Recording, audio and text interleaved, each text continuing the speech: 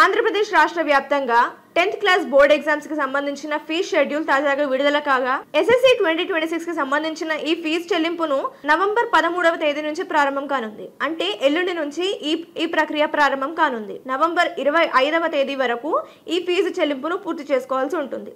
ఒకవేళ అభ్యర్థులు నవంబర్ 25వ తేదీలోపు కూడా పూర్తి చేసుకోకపోతే గనక నవంబర్ 26వ తేదీ నుంచి డిసెంబర్ 3వ తేదీ వరకు వారికి మరో గడువు ఇస్తారు.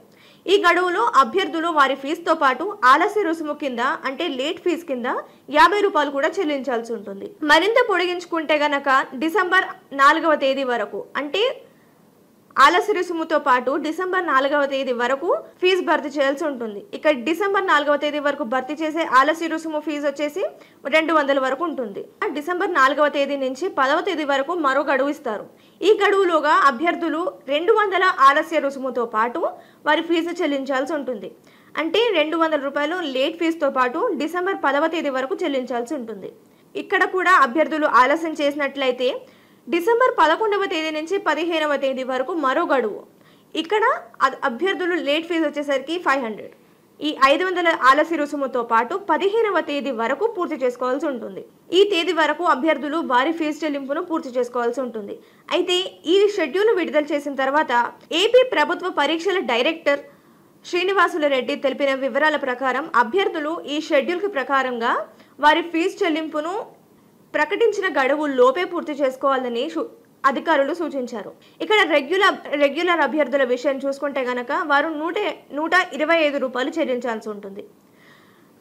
ఇక్కడ ఆలస్య రుసుము అనేది లేదు. వారి యాక్చువల్ ఫీజు వచ్చేసి 125 రూపాయలు.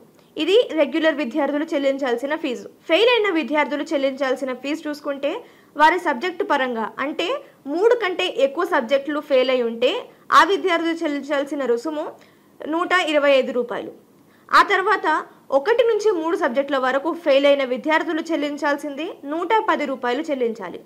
అలాగే ఒకేషనల్ విద్యార్థులు చెల్లించాల్సింది అడిషనల్ ఫీజు కింద 60 రూపాయలు చెల్లించాల్సి ఉంటుంది. వయసు నిర్ధారణ రుసుము కింద అభ్యర్థులు 300 రూపాయలు చెల్లించాల్సి ఉంటుంది. ఒకవేళ పైన మనకి ప్రకటించిన గడువులు ఏదైతే ఉన్నాయో అంటే ఫీజు చెల్లింపు అలాగే లేట్ ఫీజు చెల్లింపుతో పాటు ప్రకటించిన గడువులు ఒకవేళ ఆ రోజున సెలవు అని ప్రకటిస్తే గనక దాని తర్వాత రోజు చివరి తేదీగా పరిగణించవచ్చు అని ఇందులో ప్రకటించారు. ఇక పబ్లిక్ పరీక్షల విషయం చూసుకుంటే గనక మార్చి 16వ తేదీన ప్రారంభమై ఏప్రిల్ 1వ తేదీన ముగియనున్నట్లు ఇప్పటి వరకే మనకి ప్రకటించినట్లు తెలిసిందే.